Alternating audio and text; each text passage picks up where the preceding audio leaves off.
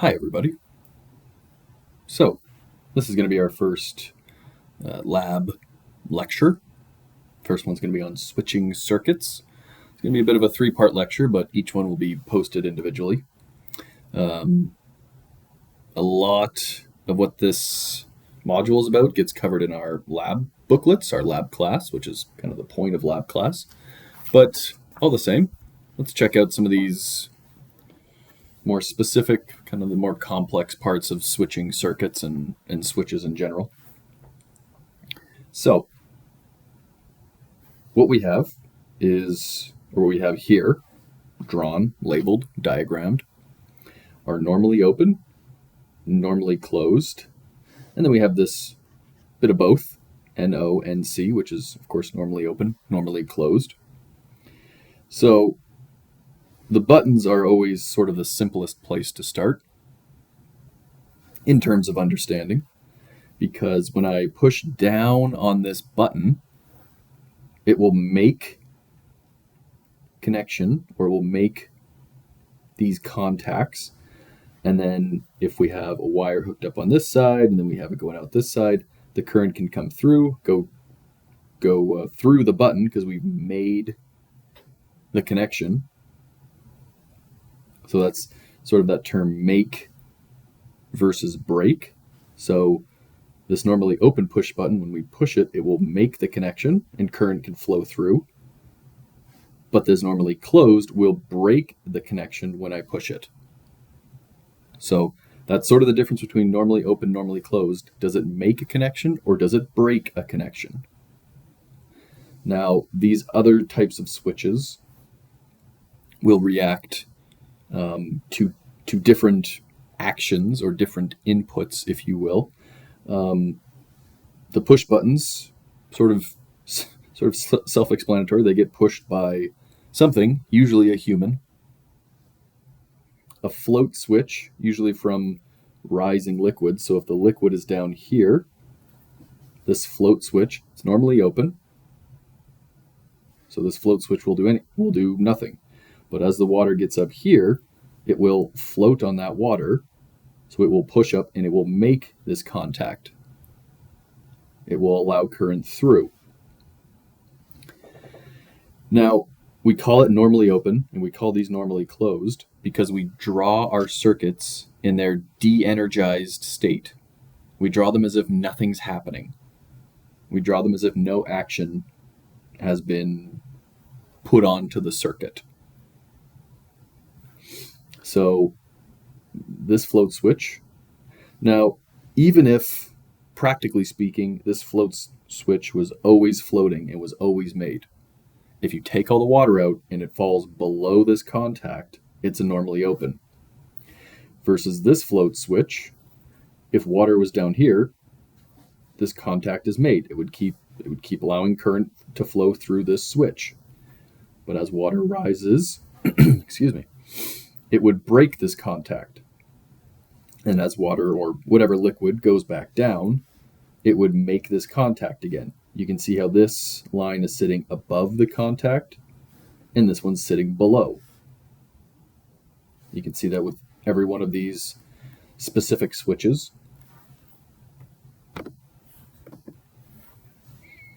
Pressure switch, for example, there's not enough pressure to lift this guy off the contact to break it. But once again, when we draw our switches and we draw our circuits, we draw them as if nothing's happening. So this push button is normally closed up top, normally open on the bottom. So when I push this, it's going to break two contacts and make others. So it's like combining both of these together.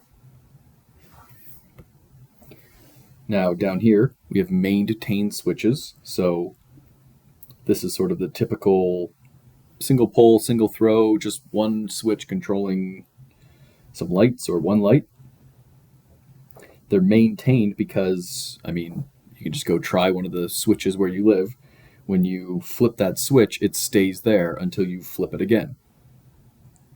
Now, these types of switches have this dotted line between the arms, which means when you switch one, you switch the other. And then we're talking about single break versus double break. So this switch breaks just this one point of contact. Or you can think about there's this point of contact and there's this one. It will only make or break once. Versus this switch, which is going to break or make both. Same with this guy. He's going to break or make 2 points.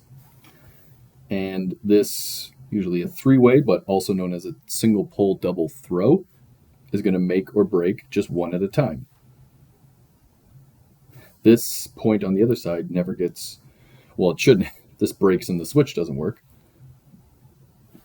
So it's just a single break for the three-way switch. Now, what's a pull? What's a throw? So, single pull, single throw. Usually pretty easy to understand. Here we have this guy's, he has a ball and he's going to play catch. So, when you play catch, somebody is going to throw the ball. So, if he can throw to here or here, we would call him a double throw. He could throw it to 2 places. And so if this guy was our common terminal, and let's say he's going to throw it, I'm going to throw it to this guy first. So he's going to throw it down. And if this guy is right here, he's going to throw it there. But he could have also thrown it up here. Just like our three-way switch. It can throw it here, or it can throw it here. But our single pull, single throw can only throw it here. So it's on or off. You could think of the single pull, single throw as an on or off, and then our three-way as an on here or on here. He can throw it to 2 places. We have a double pull, single throw, can only throw it here. Now you might think, well, I can throw it here as well. But no, notice the dotted line. It's going to throw it to one place at the same time. Now it's a double pull because it can have 2 circuits.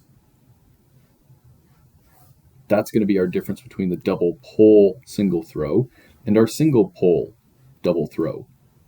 This three-way only has 1 circuit. It can throw it 2 places, but it still only has the 1 circuit. Because we feed our switches from the left. So our input comes from the left, whether that be from another switch, from a power source, whatever. Our input is from the left, so this only has 1 circuit, but it can throw 2 places. Our input here has 2 spots to go.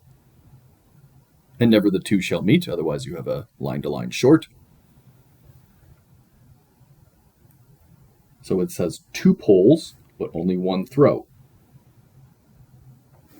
Now, down here, this diagram, a little confusing. Basically, these switches will come up and over like this. Same with these guys. If you sort of made 2 three-ways act at the same time, you could have a double pull, double throw. It can throw it here, or it can throw it here, but it will do it at the same time. So this is not a 4 throw. This is a double throw, and we could have 2 circuits coming in. So it could throw both circuits 2 places. Now, this is a 3 pole, but they're all going to act at the same time. All 3 arms hit at the same time, or they all make at the same time, I should say, or they all break at the same time, but only to one place because they all happen at the same time. They're all interconnected. And then we have our 4-way switch. Now, the 4-way would be, we could call it a double pull, double throw. And we'll talk about the important difference between these 2 switches in a minute. We're going to look at a diagram from your module. And so, just like I was saying, we have our input on the left.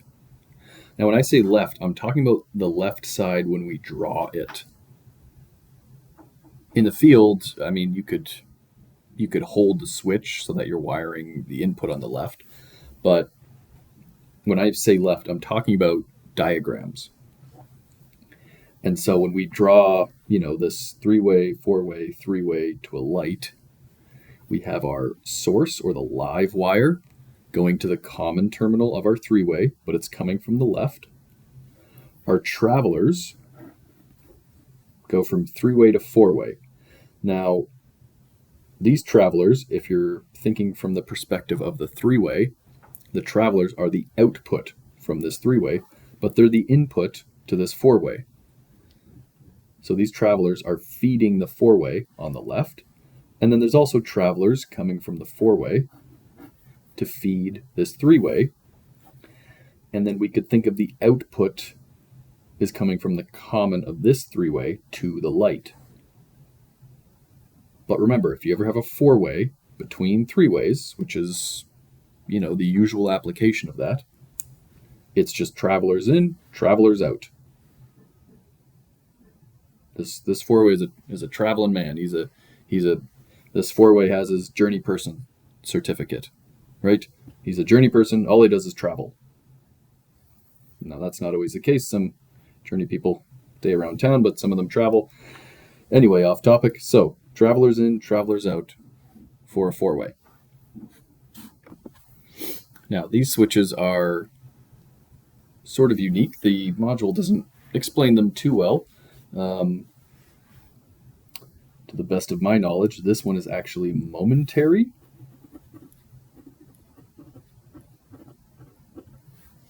And this is maintained. Now, they may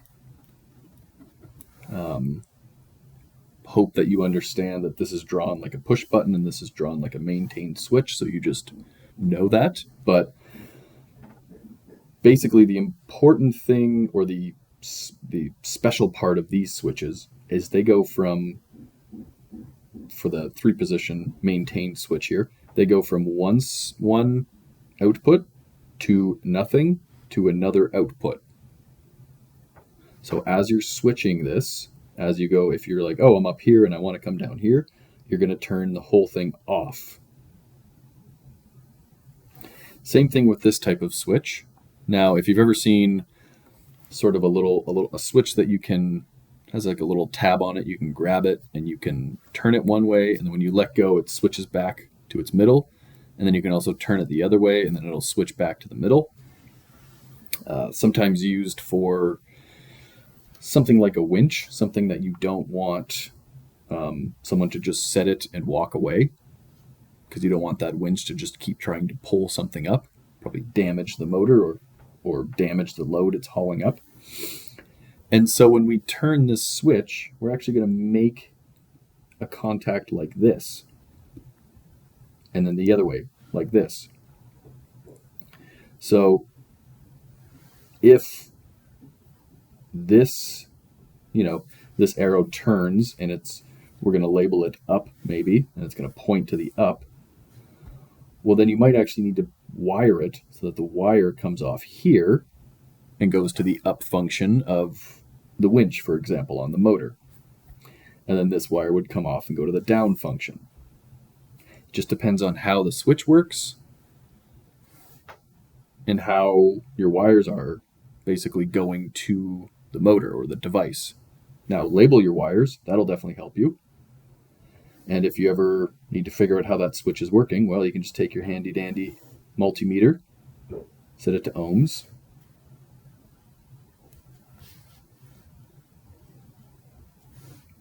and just turn the switch and see what happens. With the circuit off, of course, as always. Now, the push button, and the thing that makes the push button momentary, is this spring. So when I push this button, or when this magical hand that has nothing else attached to it, when it pushes down, it makes this contact, and we have a wire. We're going to have a wire terminated to this screw, and we have a wire terminated to this screw,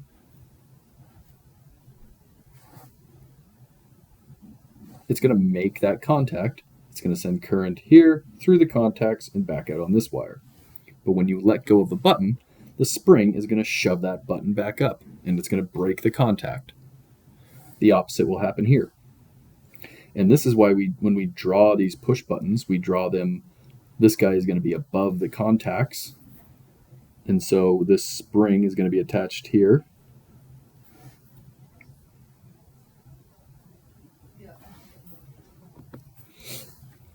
And so the spring is pushing up on the normally closed, making the contact because of the spring. But when we push down on the button, it breaks the contact, same thing, it shoves it back up once this magical hand disappears.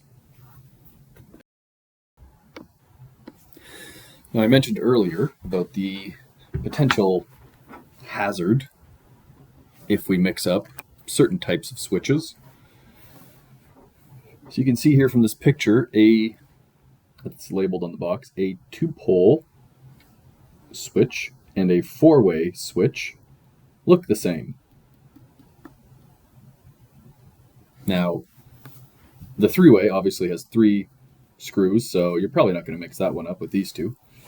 But the hazard that exists if, let's say, for example, these switches aren't in the box, or let's say someone switched them, switched their boxes. But if you just have these switches kicking around and you mix them up by accident, well, let's think about what we might use that 2-pole single throw switch for. Let's say we're using that for a disconnect. And from our source, we got line 1, we got line 2, and we come into each side of this switch. We're going to use this as a disconnect, and it's going to go over to our load, whatever that may be.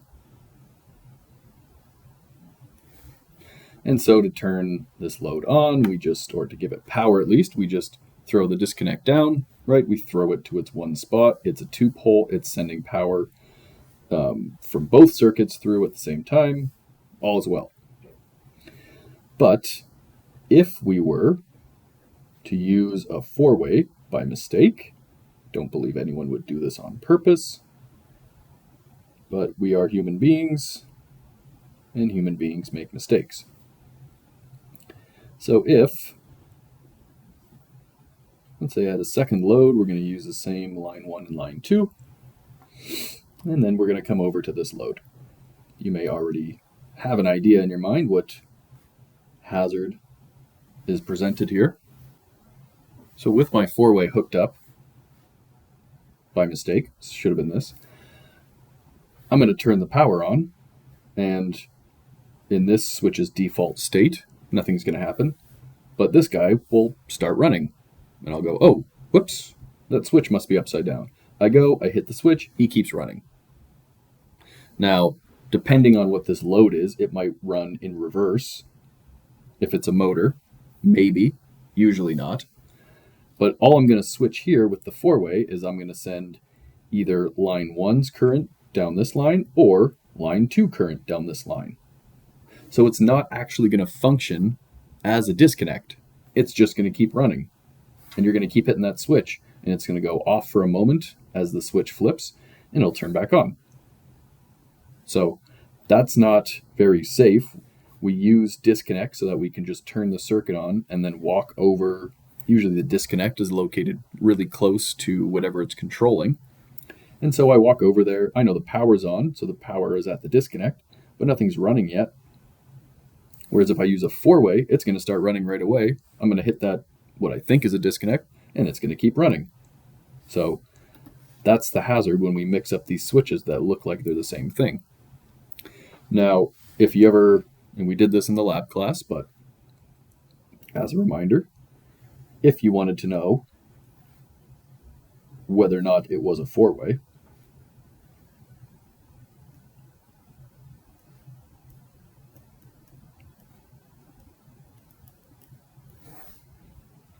draw that one here. And we're going to hook up our handy dandy ohm meter with the circuit de-energized, of course. Nobody is giving away fuses for free yet, as far as I know, especially meter fuses. So I'm going to hook it up here and here. Now, if I hooked up an ohm meter here on my 2-pole single throw, it will read open, and then I'm going to throw the switch and it'll read closed, and the same thing down here. If I were to measure up here, of course with all these wires taking out is what I'm talking about, if I were to measure here on this, it would measure nothing, and if I were to measure from here to here, it would measure nothing, or I should say it would measure overload or infinite resistance here and here and here and here. It would read open. It would only read closed when the switch is down and I'm measuring between these points or between these points. But if we wanted to know whether or not it was a four-way, in its default state, I would measure about 0 ohms here, but I would measure infinite ohms here.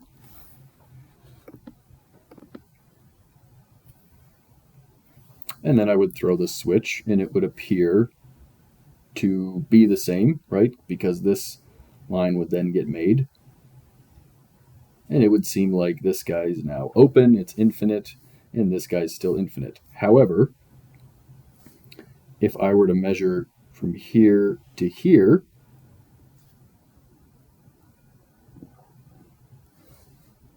it's going to function the same as if I was measuring here to here. It would measure open, and then I would throw the switch, and it would measure closed. It would measure 0 ohms, or thereabout. Not the same for this double pole, single throw. If I measured from here to here, it would measure infinite. I would throw the switch, and it would measure infinite. So that's how we can find the difference between these two switches if they were just, loosely thrown in the shop or in the back of the van, and you just see 4 screws and you don't know which is which. Just grab your handy dandy meter and measure your terminals.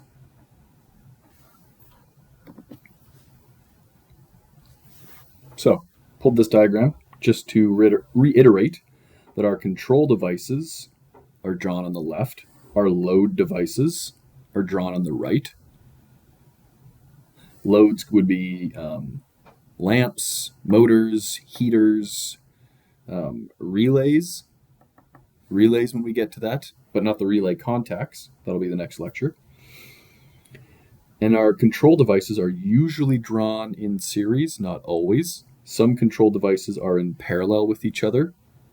For example, if I had a normally open push button that I wanted to turn this light on with, I would close this switch, push that button, light turns on. But I would not put another normally open push button in series unless I wanted to hold 2 buttons. I would put my normally open push buttons in parallel. So if I wanted to turn that light on from, let's say this push button is on one side of a building and this is on the other side, and I want to turn this light on from either end, well, first I would hit this switch, and then either button will allow current either through here or straight through here when I push the button.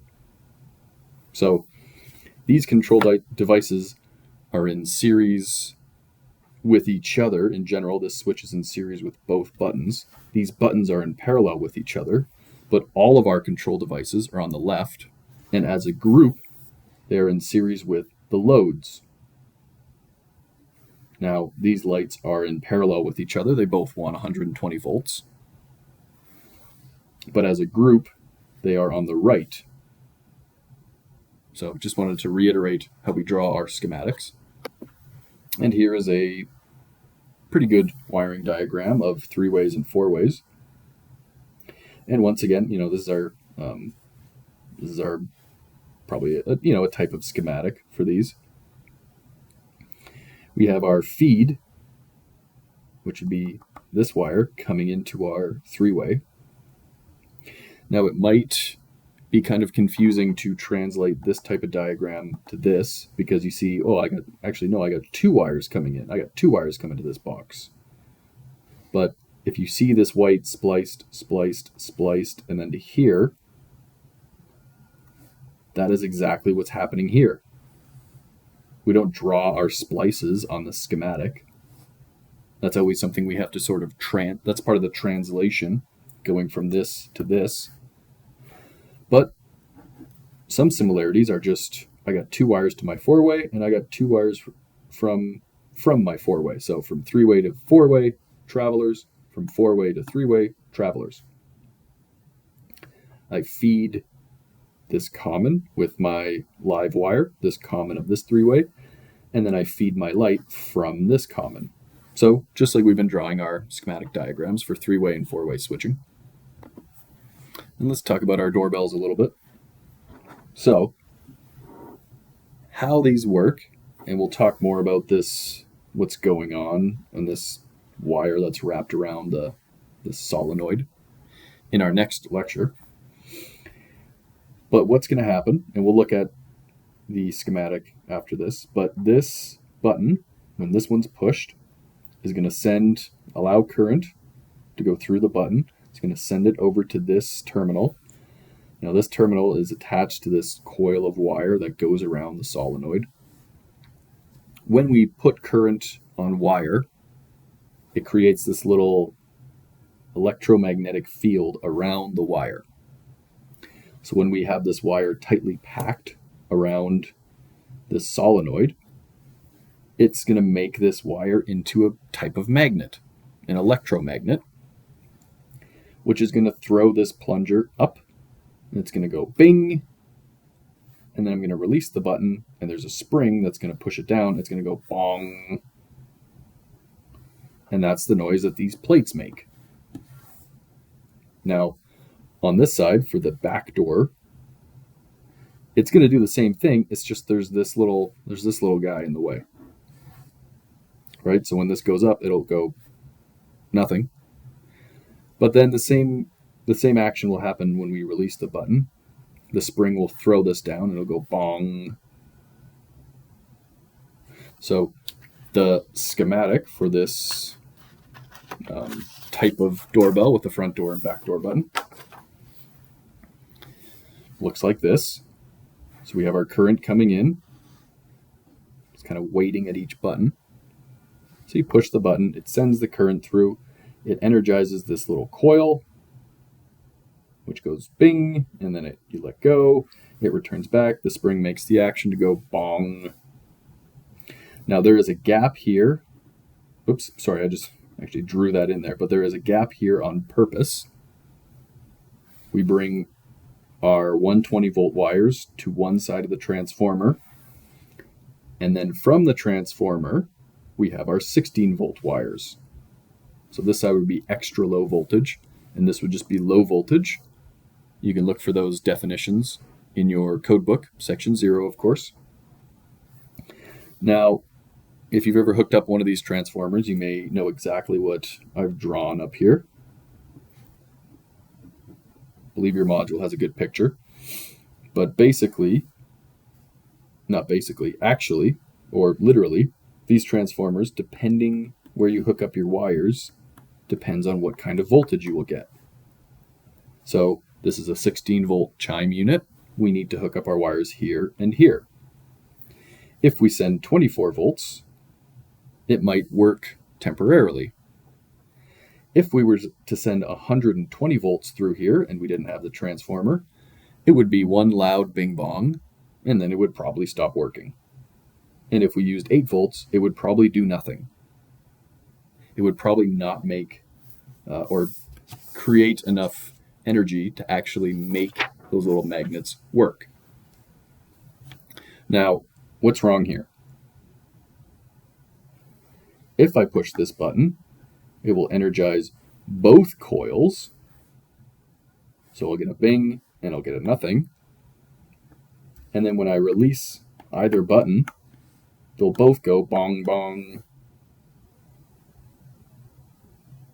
So that's what's wrong if you've ever hooked up a doorbell button wrong and you hear 2 noises after the first one.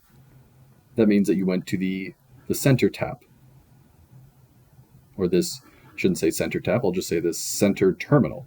Center tap is sort of a different thing we talk about. And so we were measuring, between 3 spots in the lab class. And once again, if you were to measure from here to here, you would get double the ohms as if you measured from R to T or from F to T. Because from F to R, if you're just to measure that chime unit, it's going to measure the whole thing, not half. And these are hooked up in series with each other. So if we just measured from here to here, obviously assuming the whole thing is not hooked up, if we're to measure from here to here, we're just going to add our resistances versus if we just measured half, if we just measured one coil. So that's it for switching circuits. As always, send me your questions if you got them.